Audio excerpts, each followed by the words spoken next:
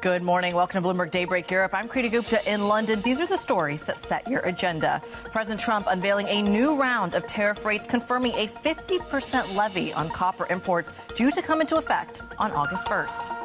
And real impact on the real. Brazil's currency weakening after Donald Trump threatening a 50% tariff on the country, calling for charges against the nation's former right-wing president, Jair Bolsonaro, to be dropped. Plus, in the tech-based chipmaker TSMC set to report sales numbers. We will bring you the details live this hour.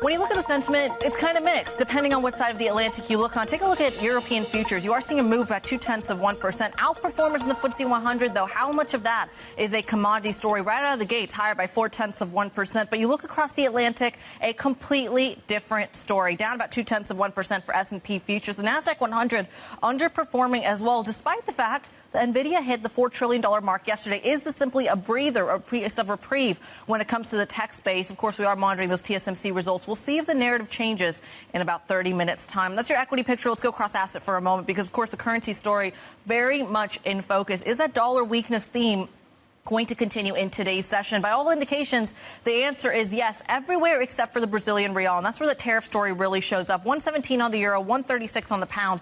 But the weakness in the real continues. And that's really where you see that tariff impact showing up. No complacency there. One eye on copper, of course, as the metal mayhem continues, higher by 0.6% on those LME contracts. Let's see how those Asian markets are faring. Avril Hong has a report for us in Singapore. Avril? Yeah, Kriti, we're taking a look at Asia stocks and how it's a bit of a mixed bag, but this is also helped by what we're seeing in tech stocks tracking Nvidia and how that's fueling the outperformance in the Kospi today. But as I said, it's a mixed bag. You're seeing the underperformance on the Nikkei. I'll talk a bit more about why in just a bit, but it also gives you the sense of how investors increasingly are becoming less bothered about these tariff headlines. And that's despite what we're hearing about copper tariffs, as well as this fresh round of tariff letters. Increasingly, they are focused on the prospects for economic growth, for corporate profits. Now, flip the board. Some of this decline that you're seeing on the Nikkei has to do with the firmness you're seeing in the Japanese yen, but the other currency we've been tracking in the region today, the Korean won. We have the BOK among the central banks in the region keeping close watch on the tariff impact. The BOK today opting to leave rates unchanged. This was as expected. We are seeing a bit of that firmness in the Korean won. Now, flip the board. Of course, the big thing that we've been watching in the region as well has been the results of Japan's 20-year bond auction. You'll recall a couple of months back that poor showing is what exposed the fragility, not just in Japan, of global debt markets as well. Today's demand was pretty solid overall, so maybe a bit of reprieve being reflected in the extension of the gains you're seeing in JGBs on the long end, but that's not to say that this fiscal spending trajectory is no longer a concern for Japan, especially as we head into upper house elections in the country next week, and the idea that the government might have to spend more, especially against the backdrop of this failure to ink out a tariff deal with the U.S. Kriti? Certainly something to keep a very close eye on. Avril Hong in Singapore giving us that update on those Asian markets. We thank you so much. But as she said, the focus very much on the policy out of Washington. The U.S. president unveiling another round of tariff rates ranging from 20% on the Philippines to 50% on Brazil, the latter being one of the highest rates announced thus far. Now, in his letter to Brazil, Donald Trump cited the treatment of the former president, Jair Bolsonaro, and called for charges against him over an alleged coup plot to be dropped. Let's get more on this story. Bloomberg's Katya Dimitrieva has been following it for us. Katya, walk us through the response from Brazil. Well, the response is pretty immediate from Brazil and differs quite a bit from the response from India, a fellow BRICS member that has largely been quiet when it comes to Trump's criticism of the country and slapping those tariffs on. With Brazil, the president immediately vowed to protect the country's interests and also said that Trump shouldn't be meddling in the country's affairs. And it is a domestic judicial issue that Trump is targeting when he mentioned announcing this 50% tariff, which I should note is also one of the highest we've seen so far on countries announced both Monday and rolling through to today.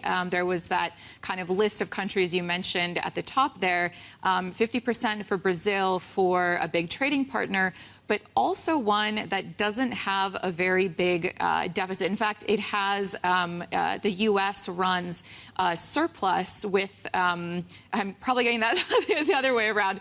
Basically, it trades more with the U.S. than the U.S. trades with Brazil. So essentially, when Trump says he wants to target deficits, it's the opposite with Brazil. So countries should take that away. But the other thing here is that it's a domestic matter. It's not about the deficit. It's not about these other non-tariff measures. It's about a pretty much domestic political issue. Walk us through the message that sends, to your point of this being a domestic issue. Is that the trade-off here, 50%, when weighing in on domestic politics? Yeah, I mean, it's essentially a message that nothing is off the table, that Trump wants to use tariffs as a negotiating tool, but also as a trade tool to get policy across. And it has things to do with the deficit. It also has to do with non-tariff barriers and apparently with domestic economic political issues as well. So the focus as well will be on BRICS. They just had their meeting this week. And there's been a lot of criticism that Trump has levied on members and sort of calling them enemies of America. And the focus there being, and the question there being, should we expect even higher rates on other BRICS members going forward, given that focus? So the overall message is basically expect more tariffs and, don't think that he won't do more.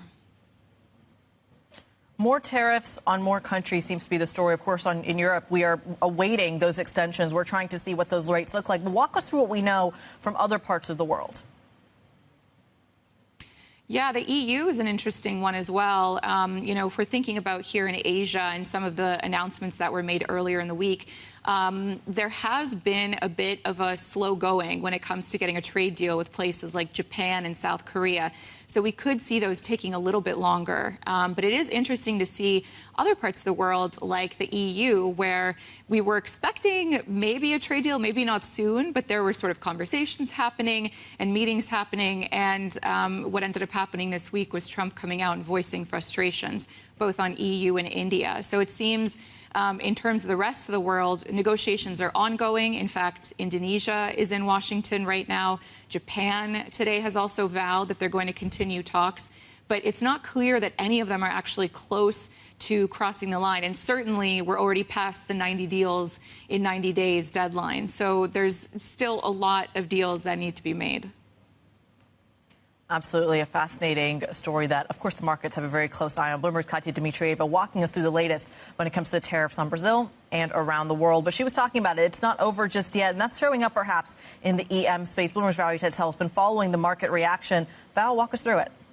Brazilian assets were, pummeled yesterday, Akriti. We did see the Brazilian real drop around 2.3%. Also, Brazilian equities. This is the EWZ ETF, one of the most liquid ETFs tracking Brazilian equities, fell around 2%. But it really should be said, Akriti, that Brazilian assets have performed very well year to date. So this is really not, I guess, changing the trajectory of how well EM has done. The Brazilian real has rallied 10%. Still this year, and their equity market has rallied around 25%. So still on a pretty solid footing for this EM economy. There was a small reaction when it came to copper futures. Those COMEX copper futures rallied around 2% around the headline that Trump was going to make these tariffs effective on August 1st. So over the last week, we are seeing those COMEX futures still higher by 10%, but we are off those record highs that they reached on Tuesday. It's a fascinating one as well. But speaking of record highs, talk to us about the tech story here. Nvidia having quite the day. Nvidia having quite the day. Yesterday, its market cap surpassed $4 trillion for the first time, the first public company ever to have a market cap of $4 trillion. We also saw the NASDAQ 100 reach intraday trading record as well. So it seems like this tariff story is really not knocking off the AI trade. It's not knocking off Bitcoin either. We hit a new record for Bitcoin in the early hours of this morning, surpassed 112,000. So still this AI, this tech trade, really not taking any back foot from the tariff mayhem of the last week. There's one more asset I want to talk about, and that's Treasuries. I know Avril Hong was talking about the strong JGB auction overnight. We also had a strong Treasury auction last night. The 10-year Treasury auction was quite solid. We rallied 7 basis points afterwards. So it really takes a chunk out of the Treasury market sell-off of the last week. It's certainly a fascinating story. Where do you get your yield from in this market when everything seems to be rallying, at least temporarily? Bloomberg's Valerie Teitel walking us through that market reaction. We thank you so much. Plenty to watch on the tariff story, plenty to watch on the tech story as well. Some data we'll throw in there for your agenda as well. 7 a.m. UK time, the German CPI reading is going to be hitting the wires for the month of June. This is a vinyl print reading, but you can see what the tone from Germany has very much been. A little bit of a plateauing story. Nevertheless, that coming up at about 7 a.m. UK time, just about, I should say, 50 minutes. We also have some earnings over in the States to keep an eye on. Delta is going to be reporting before the U.S. opening bell. Now, this is a crucial one. We're talking a lot about consumer demand, about exposure. There's a question of strikes as well, and just how much staffing in the likes of Newark and other airports is going to be affecting the earnings. Is that summer tick-up really as strong as they were expecting? Delta Airlines, of course, like I said, reporting before the bell. And then at 1:30 p.m. UK time, U.S. jobless claims going to be hitting the wire as well.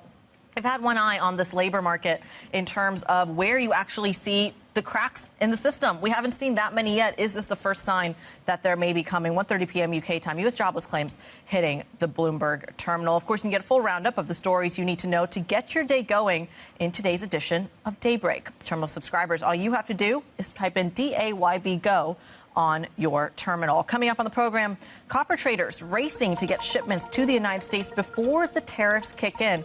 We're going to dive into the move. Stick with us. This is Bloomberg. Plus, of course, later in the show, we'll be joined by Jane Foley from Rabobank for a markets conversation. Really fascinating one in terms of emerging markets. It's one you don't want to miss. We'll be right back. This is Bloomberg.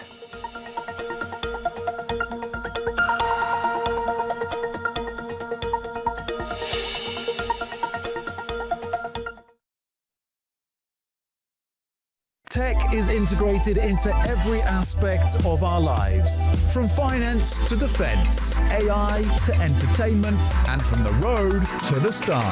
Bloomberg brings you the latest stories from the people and companies pushing the tech sector to new frontiers and the politics that shape global tech markets. I'm Tom McKenzie in London. Watch Bloomberg Tech Europe. New episode Friday, only on Bloomberg Television.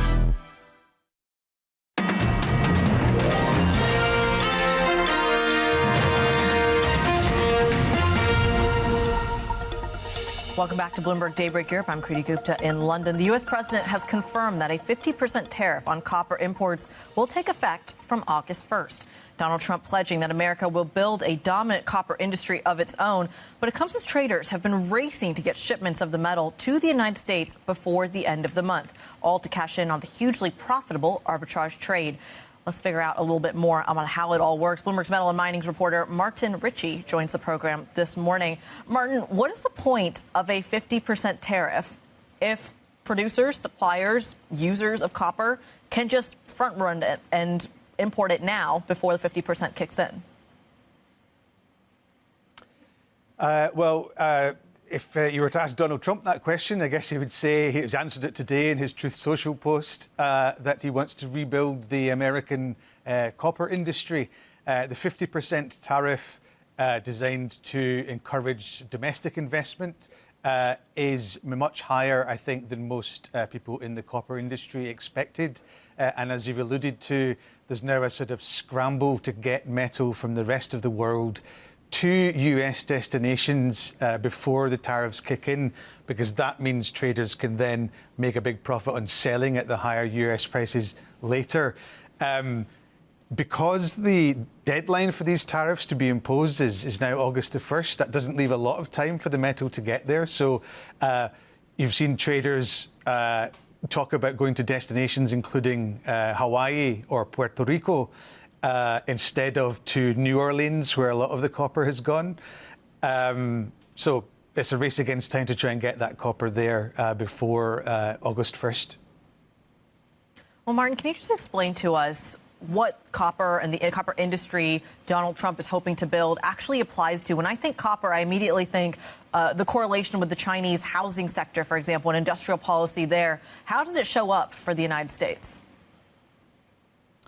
Well, as you're probably aware, there's a lot of interest and a lot of prioritization in Western governments on critical minerals over recent years.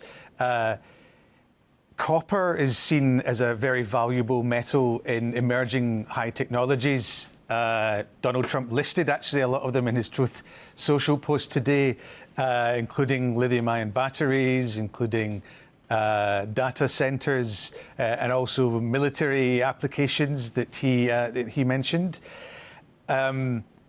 The idea is that it should be American companies, American miners, American smelters supplying copper to these new industries, or not new industries, but emerging high-tech industries. And that's what he's trying to do. He's trying to encourage more domestic capacity to be built in coming years. The problem he has is that America is actually heavily reliant on imports already. It's not like steel and perhaps less like aluminum. There's a lot of imports needed, and it takes a long time to build factories in the US to provide copper. So that's why people think, oh, this is actually just going to hurt American consumers, American manufacturers in the short term. Bloomberg's metal and mining reporter Martin Ritchie walking us through the dynamics in the copper market. We thank you so much. Of course, Martin talking there about the policy in Washington. The head of the White House Economic Advisory Council saying there's no evidence that President Trump's tariffs are inflationary. Stephen Miran told us the uncertainty surrounding tariffs will give the U.S. leverage to make better trade deals. I do see the uncertainty starting to reduce in the near term. Part of the benefit of uncertainty is it gives us leverage in negotiations, right? Like the president knows how to extract concessions from our trading partners, and he has been very successfully doing so. Now, as what you've seen with a number of these letters is there's some countries that haven't made the concessions that the United States requires, and as a result of the decades of accumulated trade deficits, the president has decided that tariff rates should ratchet back up for those countries on effective August 1st, and I expect that to happen. I want to talk more about the sectoral tariffs, the Section 232. You look at copper just over the last 24 hours and the price increase you've seen in copper alone. This is a critical input for data centers, for power grids, for industrial machinery. And as the administration looks to bring more manufacturing onshore, how isn't it the case that a 50% tariff would impact some of those other efforts to otherwise power the economy? So you have to differentiate between changes in relative prices and changes in the general price level. And when you target a specific good with a tariff like copper or some other specific good, you're going to get relative price changes, and that's totally expected. But that doesn't mean that there's an increase in the general price level, by which we mean inflation, because there are lots of thousands of products and services that go into the general price level, and it's an average, a weighted average across all of those. And we just published research yesterday showing that there has been no tariff-induced inflation in a general price level sense since the tariffs began being implemented in January. Quite to the contrary of all of the Cassandras that were shouting that it was going to be extremely inflationary. There's just no evidence of that thus far, just Stephen, like in 2018, 2019. Yeah. Listen, I read the research, and we'll get back to it, but on copper, I want to read this note from Jefferies. They say that the U.S. does not have nearly enough mine smelter refinery capacity to be self-sufficient in copper. So then why target it? Well, we need more of it. We need more of it produced domestically. There are certain critical minerals, of which copper is one, that you just absolutely need if you're going to have a manufacturing sector. And having a manufacturing sector is important, not just economically, because it tends to be a high capital, high productivity field with good paying jobs, but also for national security. You cannot defend yourselves if you do not have a robust manufacturing sector, and critical minerals like copper are essential to that. So will we be able to corner a market in copper? Absolutely not. But can we make more than we currently do? Yes. Stephen Miran there, head of the White House Economic Advisory Council, speaking to our very own Shonali Bassett. Coming up, we're going to focus in on the tech picture. Sliding sales as Amazon's extended Prime Day event receives a lukewarm response from shoppers. We're going to dive into the details next. Stick with us. This is Bloomberg.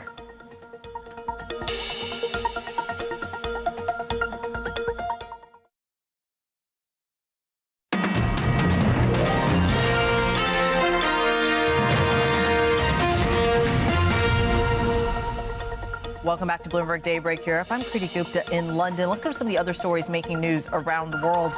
Amazon's annual Prime Day sale is underway, but initial numbers from the 4-day shopping event are indicating weak sales. Now, Momentum Commerce, which manages online sales for 50 brands, said its Amazon sales plunged by 41% in the first day sales compared to last year.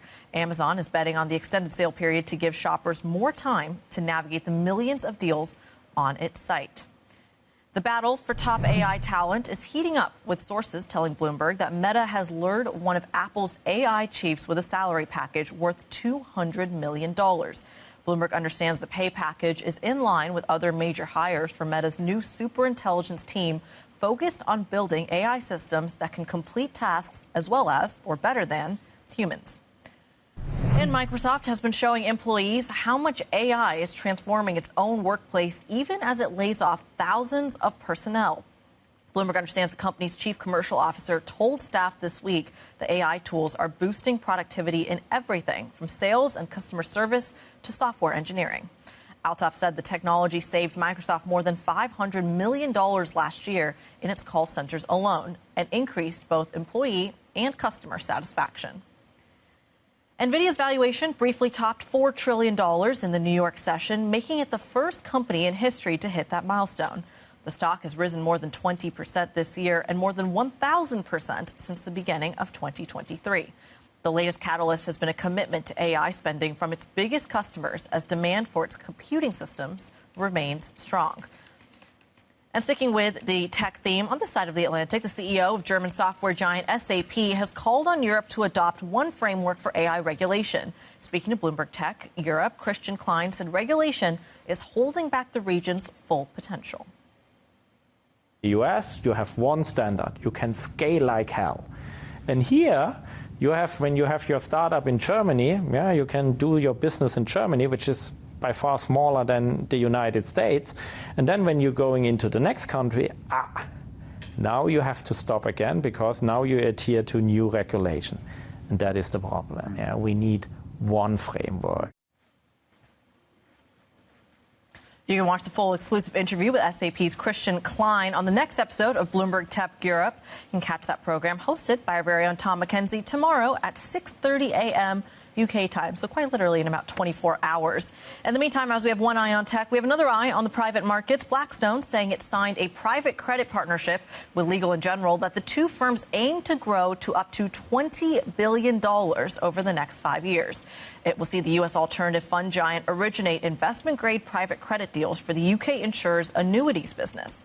Alternative asset managers and insurance industry tie-ups are seen as a key growth driver for the emerging private investment-grade market. A really fascinating story, though, of course, as we know, a lot of the American private players are coming in to kind of plug the sovereign financing gap right here in Europe. And speaking of Europe, how are they going to be digesting the tariff threats of the last 24 hours? When you look at the currency markets, not that exciting. It's a continued dollar weakness story. 117 on euro dollar, 136 on the pound. Where you are seeing some dollar strength, though, is against the emerging market complex, specifically the Brazilian real. And that's really key here on this idea that when you're talking about EMFX, this is really a story that perhaps threatens the idea of the carry trade, of where you want to get the yield. That dollar weakness theme only seems to apply to G10, despite the fact that perhaps you're seeing some reallocation away from the dollar. One eye on copper as well as, of course, we keep an eye on what that arbitrage trade looks like. Right now, LME pricing showing about 0.5% higher on that metal. Coming up on the program, we're going to stick with this FX story. Rabobank's Jane Foley will be here to discuss the state of play on the markets. We haven't even discussed monetary policy yet and how it folds into the conversation. Jane's going to break it down for us. Stick with us. This is Bloomberg.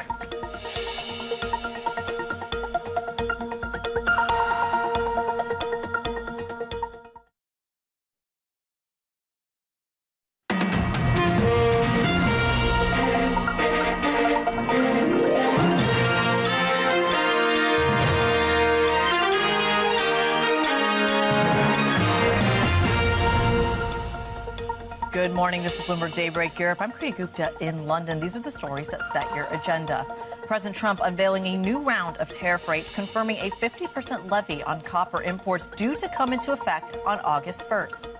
And real impact on the real. Brazil's currency weakening after Donald Trump threatening a 50% tariff on the country, calling for charges against the nation's former right-wing president to be dropped.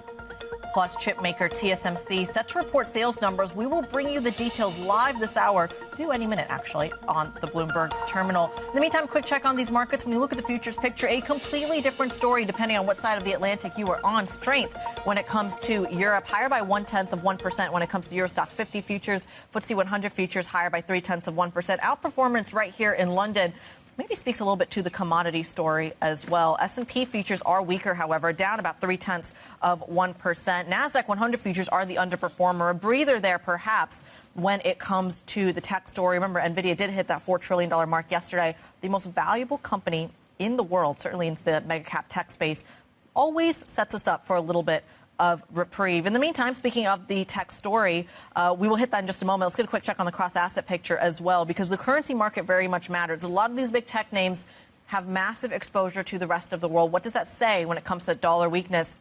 117 on euro dollar, 136 on cable. Weakness in the Brazilian real as well. Now, remember, that is not the level that's currently trading at. The FX story is closed at the moment, but this is a quick picture, a quick snapshot of where we ended the U.S. Against the real trade yesterday. Copper, of course, also strengthening, higher by 0.6%. The arbitrage trade as people rush to get copper stateside, even if that just means to Hawaii. Let's get a quick check on headlines when it comes to the tech space, though. As promised, TSMC sales numbers for June crossing the Bloomberg terminal as we speak, seeing a number of about $263.7 billion when it comes to Taiwanese dollars. Their second quarter sales seem to be coming in a little bit higher than expected as well. You are seeing the number of about 933. We'll round it up to about 934 billion when it comes to Taiwanese dollars. The estimate there, at least according to Bloomberg analysis, was about 928 billion. So that is going to be a bit of a beat. We'll see how that's received when it comes to the broader tech space and certainly the read-through into the European market. One eye, of course, on ASML. Well, let's go back to our top story when it comes to the trade picture. The Brazilian real, as I mentioned, has taken a hit after the U.S. announced 50% tariffs on the country, falling as much as 2% against the dollar and marking itself as the worst performer in emerging markets, at least in yesterday's session. Jane Foley has been all over this story. She's the head of FX strategy over at Rabobank, joining me this morning. Jane, a pleasure to have you on the program. Thank you so much for joining us. Before we get to the nitty-gritty of the Brazilian real specifically, this theme of dollar weakness has been such a pillar of the currency space, at least in the last 6 months. Why is the dollar not weakening against the latest when it comes to Brazil? You know, this is quite interesting, really. I mean, if you look at the position of the dollar, in fact, if you look at the position of U.S. asset markets in the first 5 months of the year, we had this big rotation out of U.S. assets. We had, of course, significant wobbles in the Treasury market in April, but that began to change in June when we had the S&P once again hitting at record highs. The dollar's still under pressure. And I think what was quite interesting this week is that we had the dollar playing a little bit of catch-up at the start of the week. We had, of course, in the fixed income market, yes, we know that we've got fiscal concerns. We know that we've got potential inflationary concerns further down the line. But, you know, if you look at term premium, for instance, that had come off its April high levels, indicating that the market generally is far calmer than it was, say, in April, despite the fact that we still have a huge amount of unknowns with respect to tariffs. Now, I think the reaction that we have in the Brazilian real, I think that's a more normal reaction. The market has really shortened down its positions with respect to the dollar. This is something which is going to hit Brazilian exports quite significantly, and I think it's only natural that its currency were to weaken on the back of this sort of news. But, you know, it does, I think, serve as a reminder to the markets, or at least it raises the question as to whether or not the markets are being a little bit too calm with respect to the huge uncertainties that we still have on the tariff and the trade front. Well, it's a fascinating one as well, because I think the emerging market complex is a fascinating one, at least in the last 48 hours specifically, because prior to the move that we saw in the Brazilian real, we also saw weakness when it came to the Chilean peso, the Colombian peso, even the Mexican peso, despite a more limited copper exposure there as well. Suddenly, the commodity and FX complex have really come into focus when it comes to the dollar. What does that do to any appeal of the carry trade? Well, you know, I think with respect to the carry trade, I think you still have to be, you know, fairly nimble, you know, and fairly brave. The carry trade, for instance, and you'd look at currencies that are low yielding. You could think, well, what about the Swiss franc? We might have negative interest rates, but are you really going to shorten the Swiss franc when it's been the best performing currency, in the G10 in the year to date? So from that point of view, I think with respect to the carry trade, you've got to be really, quite fast on your feet. And I think it's still worth, evaluating where you think, as an investor, where you think the dollar will go. Are we really headed to 120 in euro dollar fast, or is that going to be a longer-term trade? Does the euro have room to weaken before, maybe quite substantially, before we were to get to 120? And I think all of these questions are really valid, and I think you really need to get clear your opinion about the bigger picture before you're brave enough really to use the carry trade for anything but just a very short dated period. It's a fascinating one as well, because it feels like the emerging market complex, and naturally you look at the European complex, are dealing with two completely different narratives. We are, however, barreling towards potentially sectoral tariffs on the likes of, say, Swiss Pharma, as one example, among many, many others. Is that something the FX market is actively going to be reacting to, or are we still really more sensitive to the country-specific tariffs? I think right now it's still country-specific. I really do think, for now, we're having bits and pieces of news with respect to some of the smaller US trading partners, but I think it's the news with respect to the EU, the news with respect to Japan, and then maybe South Korea. I think those three, or certainly those two, Japan and the EU, really will set the tone. I mean, there is some optimism that a deal with the EU could be close. And I think that is probably the response of, that's probably why the market isn't as jumpy, isn't as jittery as it could be. The expectation that there will be some sort of deal done with Europe, which of course is one of the US's huge trading partners, one of the world's biggest trading regions. So I think that's where the market is relatively calm. But if that doesn't happen by the deadline, we could be looking at far more jittery asset classes in the weeks ahead. How much appetite, though, let's talk about the euro specifically in reaction to this trade deal. How much appetite does the euro have for a tariff rate higher than 10%?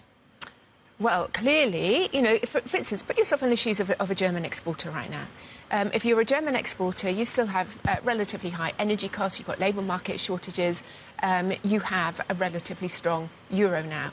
Another headwind would, of course, be tariffs. So anything above 10% is something that you really don't want. What is quite interesting with respect to the euro and the eurozone is there's a massive build-up in confidence. There's a massive surge in the value of the euro this year. This perception that because of German fiscal spending, we are going to get this sort of renaissance in German growth, which is going to seep through the region. But actually, if you look at what economists are expecting for German growth this year, it's something like 0.2%. The Bloomberg consensus is really quite low still. And that suggests that there is room for disappointment, at least on the pace of this recovery that's anticipated for Europe. And, I think the last thing that German exporters and other European exporters need really is another surge in the value of the currency, particularly if they get tariffs over 10%. So any tariff, bad news if you're exporting goods into the US, but a strong currency is only going to make things worse. And I think the size of the tariffs, if they do end up bigger than 10%, it really could be something which could trigger some of those doubts at the ECB to start jawboning against the currency. Talk to us a little bit, though, about the positioning conversation here, because you mentioned the monetary policy component as well. There's been a conversation that this leg of gains, or leg of strength, I should say, in the euro is more of a structural reallocation than something that has a more kind of longer tailwind to it. Where are we on that structural allocation, beginning, middle, or end? Well, again, the answer to that question depends on the time frame that you're looking at. I mean, certainly if we're looking over a 5-year view, yes, the euro can certainly strengthen if a lot of the optimism about, there's this sort of rebuild of Europe really pushes through. There is optimism that the mindset of Europeans has changed, certainly the mindset of politicians has changed, but we also know that there are headwinds. Politicians know what they need to do, and it's not just about Germany spending on infrastructure and defence. It's about cutting red tape, cutting regulation.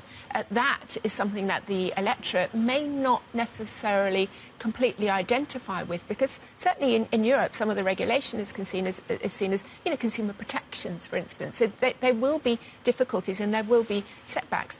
Christine Lagarde has, set out a plan for opportunities for the euro, but she recognises that there are reforms to do in terms of completing the single market. There will be pushback from the various different EU country states against that. So this isn't necessarily going to be an easy ride, even though there is this momentum in Europe. And I think along the way, as we do suffer setbacks, or Europe does suffer setbacks, I think the strength of the currency will come into view. So I don't think the recovery in the euro against the US dollar is necessarily going to be a straight line, as it has been, or as it was in the first 5 months of this year. The euro keeping us on our toes, a 117 handle as we speak. Jane Foley, head of FX strategy at Rabobank, making sense of some of these tariff headlines and the reaction function different from Brazil to, of course, right here in Europe. We thank you so much. One of the big pieces of the currency story is how this applies not only to exporters, but also American tech companies and I should say Asian tech companies that really have a lot of currency exposure and ultimately affects their bottom line. That brings into focus our tech conversation when it comes to TSMC. About 10 minutes ago, we did break those headlines about the sales orders. Of course, TSMC has been reporting those monthly figures. Robert Lee from Bloomberg Intelligence joins us this morning to make a little bit sense of the numbers. Robert, walk us through it. Okay, so I think, as you said a few moments ago when the news broke, the monthly sales are strong, sort of gives the market confidence. Not that that was any great doubt, but demonstrates to the market that things remain on track with demand for AI and high-performance computing continuing to drive the top line for TSMC. So I think the market can take comfort that the company remains on track, despite the currency pressure that's there at the moment. Because remember that their products are priced in US dollars, so a stronger Taiwan dollar is actually a slight headwind for them. But given the strength of underlying demand for AI and high-performance computing, things remain on track. And just as a reminder, the company is guiding for 25% revenue growth in US dollar terms this year. So when they report their Q2 numbers next week, we're looking for another record set of results, top and bottom line, driven by these strong secular trends. Robert, that is the TSMC story. And of course, we're monitoring for any sort of European read-through. Let's talk about another exciting story in the tech space. Elon Musk's XAI has released its newest AI model, Grok 4, I believe, as of 4 a.m. UK time, so about 3 hours, been live for 3 hours. What can we expect when it comes to this new iteration? Okay, again, very high expectations on this. Obviously, with expectations stoked up by Mr. Musk himself and various employees on the X platform. I think one of his employees was quoted as saying, the world is not ready for this model. There's also been some data was leaked ahead of the official launch on various benchmarking services, which show its headline performance as being one of the best in the industry. So I think, potentially this enables the company to take a step forward, potentially steal the march on OpenAI in the short term. But don't forget, Sam Altman said that ChatGPT 5 will launch sometime this summer. So I think, it's a neck-and-neck race between 4 or 5 of these leading models in the US at the moment. I think it's very hard for any of them, to gain a sustained lead over the other. But I think the headlines at the moment and the limelight is going to remain on Grok to what seems to be, a very strong model. I would just take a step back and say the challenge for all these companies at the moment remains monetization. Because if you look at Microsoft, I'm not picking on them, Microsoft's going to spend somewhere close to $80 billion on CapEx this year. But on the last official update in terms of monetization, they were turning over around $13 billion in revenue. So things are moving in the right direction, but monetization remains at a relatively low level. And I would say that's a relatively poor return on our investment, given the very, very high amounts of CapEx being spent at the moment. All right. Robert Lee from Bloomberg Intelligence walking us through 2 very different stories in the tech universe. We thank you so much. But, of course, on the subject of Elon Musk and, of course, X, we should mention that Linda Yaccarino is stepping down as the CEO of the social media platform. She is, of course, a former NBC Universal executive hired by Elon Musk in 2023, joining at a time when Musk had fired or lost about 75% of employees at the company previously known as Twitter. Now, coming up on the program, we're going to completely switch focus and keep our eye on what's happening in Vienna at the OPEC seminar. We'll be joined in just moments by Amrita from Energy Aspects. That conversation next. This is Bloomberg.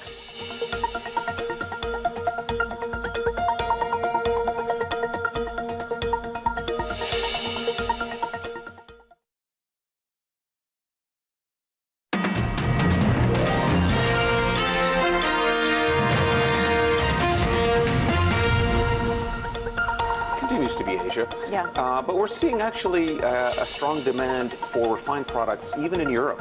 KPC is one of the largest suppliers of jet fuel into Europe and diesel. So the middle distillates market is actually quite strong in Europe.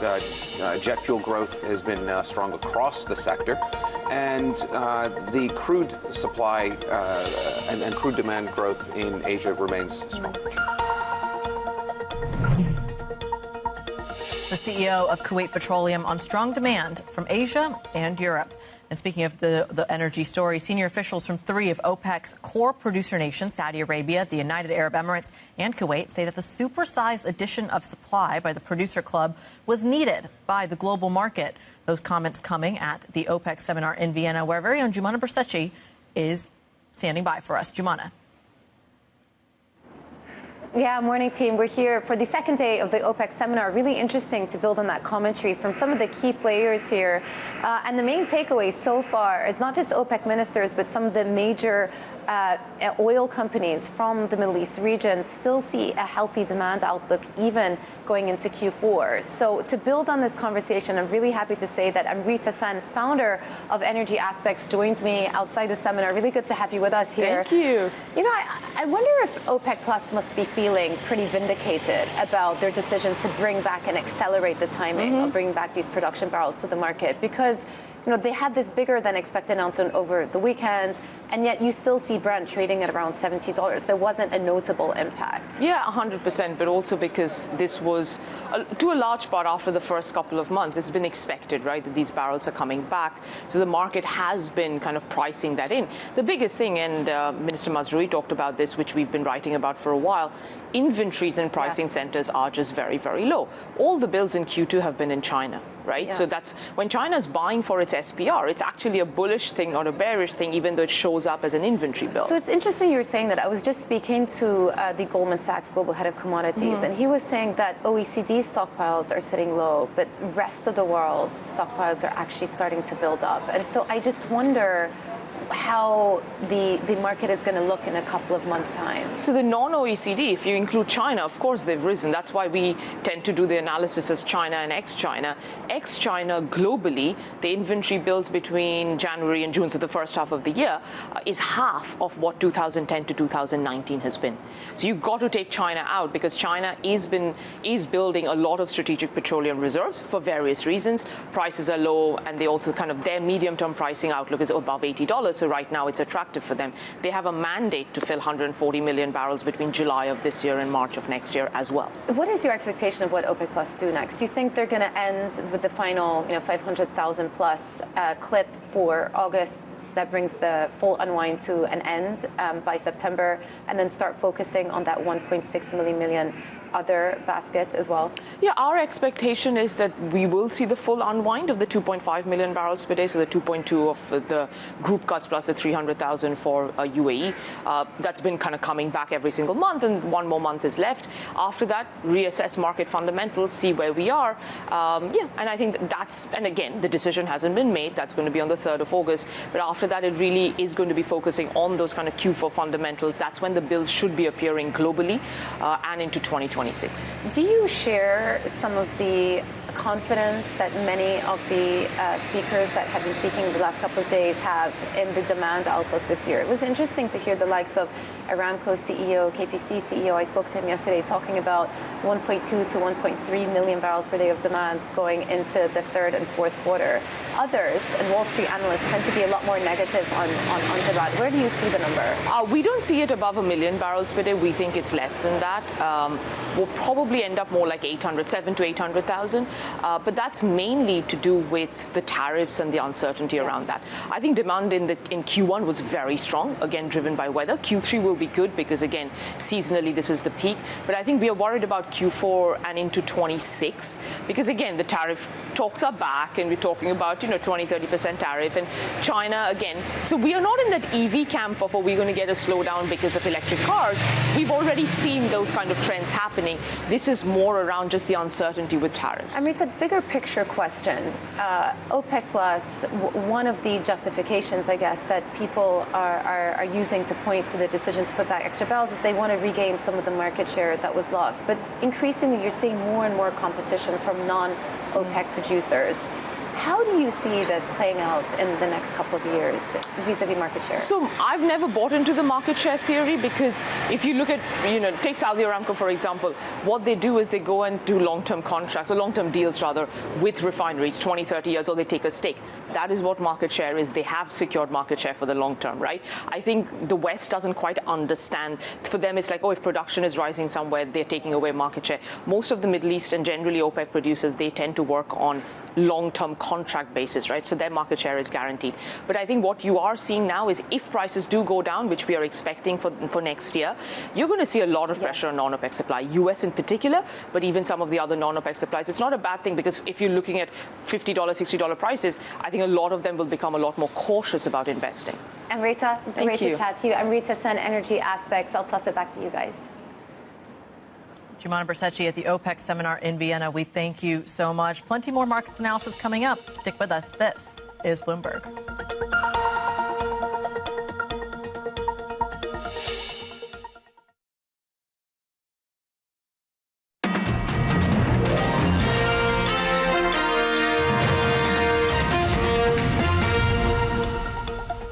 Welcome back to Bloomberg Daybreak Europe. I'm Kriti Gupta in London. If I can leave you with one chart when it comes to the markets, I think it's this one, this idea of what the Bloomberg dollar is doing. There's consensus this year, I want to say 6 months into the year, has really been the short dollar trade is where you want to be. And you've seen that consensus really show up in this chart. But take a look at what's happening on the right side. The premium is kind of flipping. The idea that it might actually cost you just a little bit extra to be long dollar. That is contrary to the headlines that we're getting when it comes to the trade perspective, even when it comes to the currency hedging perspective. But the data doesn't lie. Keep an eye on this chart when it comes to what is the consensus trade, what may even be a crowded trade. Of course, this all comes in the face of two major themes that I think are really key for the next few hours of European programming. One is trade and one is tech. We've got the perfect guest to set you up for that. The Canadian Foreign Minister will be on Bloomberg Television coming up at about 7:30 a.m. London time. Plus, of course, we are live at Bank of America's Breakthrough Technology Dialogue. Guests including Bank of America's Bernie Mensa. Lots going on. The opening trade is next. Don't go anywhere. This is Bloomberg.